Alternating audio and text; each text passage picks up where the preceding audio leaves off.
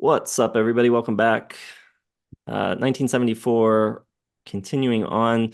We gave our top 25 albums and songs. Those are in separate videos. You can go check those out. They're up on the channel now. Now we're going to talk about some of the stuff that didn't quite make our list, maybe some of our least favorite stuff that we heard, things that just missed, things that we didn't manage to get to. If you're wondering what we heard and didn't hear, we can touch on all that kind of stuff. Overall impression of the year, I think it is weaker than all of the years before it in the 70s, but still a very strong year. I mean, I would put it above all of the 80s and all of the 90s and a lot of years of the 2000s and many of the years of the 60s. So it's maybe not a top 5 year ever, but it's probably a top 10 year ever for me.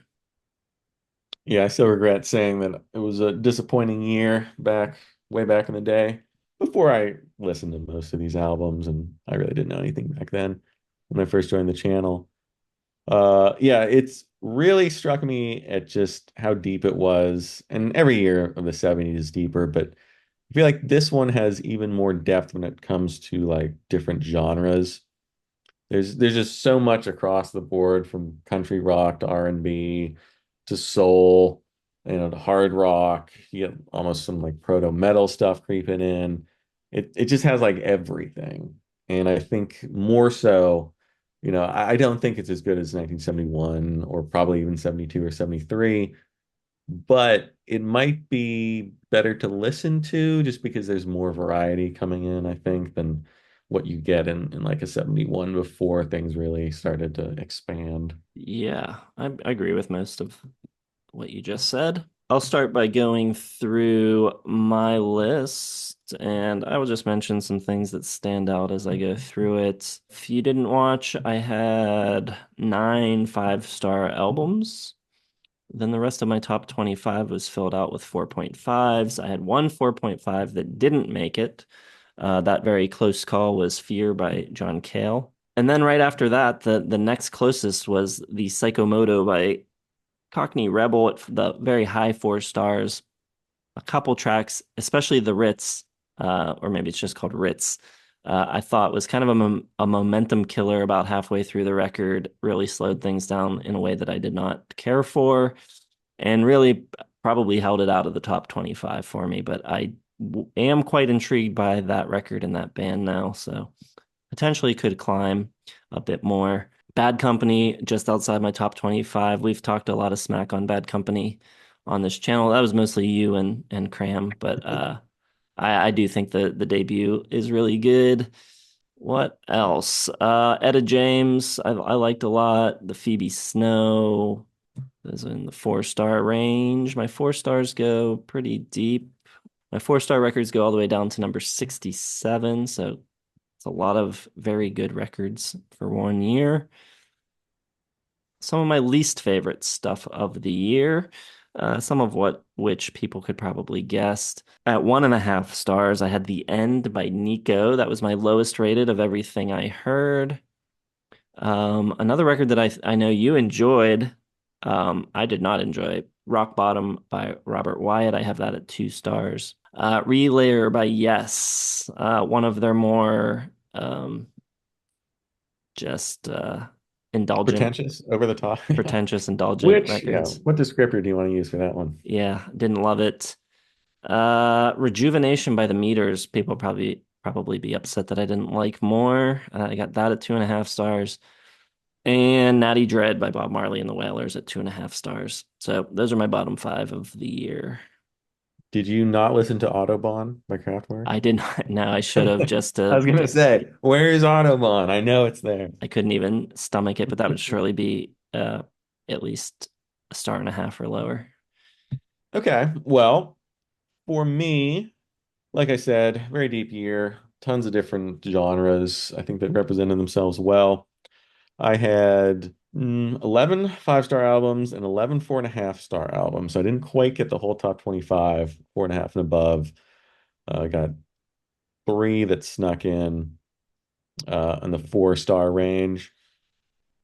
Diamond Dogs, Wally, Stevie Wonder presents Sarita. And then there was a lot of ones like right on the edge, right on the cusp of making it, including Secret Treaties by Blue Oyster Cult, LA Turnaround, by Bert Jansch, which is one of my favorite um, finds. I just love his guitar playing, so unique, and produced by Michael Naismith, which is really cool. So he brought in sort of some country rock elements to fuse with the Scottish folk, which was a very cool, unique sound. And then I had a couple that fell off my top 25 that were originally on there, like Planet Waves, The Hoople, War Babies.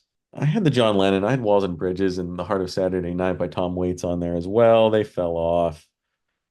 A couple of the surprises. I really liked Chicago 7. I thought that was pretty darn good, even though it's like a whole one side of an, or no, it's the double album, like the whole first album, first disc is all like instrumental jazz, which maybe brought it down a little bit, but I thought that was pretty good. Phases and Stages by Willie Nelson, I thought was really good, better than I expected. The UFO album was real good. I liked Rock Bottom. I thought it was really weird, but some really cool progressive stuff in there. Veed Fleece by Van Morrison, which you don't hear talk about too much, but it's got this great autumnal feel to it, which I really dug. And then the self-titled debut from Kansas was much better than I expected. That'll be it was like 51 on the year. A couple songs, Apercu, and another one, the other longer one, something from Mana Baron or whatever it is. Thought were really cool. And other than that, there's Jolene by Dolly Parton was good. Kimono My House managed to bump up to 4 stars from Sparks, which I'm sure people will be thrilled to hear. And then Sneakin' Sally Through the Alley by Robert Palmer, which I wasn't going to listen to, but one of the guys in the Discord was talking. I think he gave it 5 stars. So I was like, all right, I'll take a listen.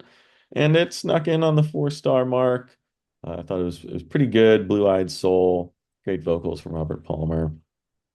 And my bottom five, it's gonna upset a lot of people. New Skin for Old Ceremony was in my bottom. I don't like Leonard Cohen's voice. I can't listen to it. I don't want to listen to it. I won't listen to it. Apostrophe by Frank Zappa, which will enrage more people still. I just hate him. I hate his sense of humor, if you can even call it that. I think it's just terrible. It ruins every song.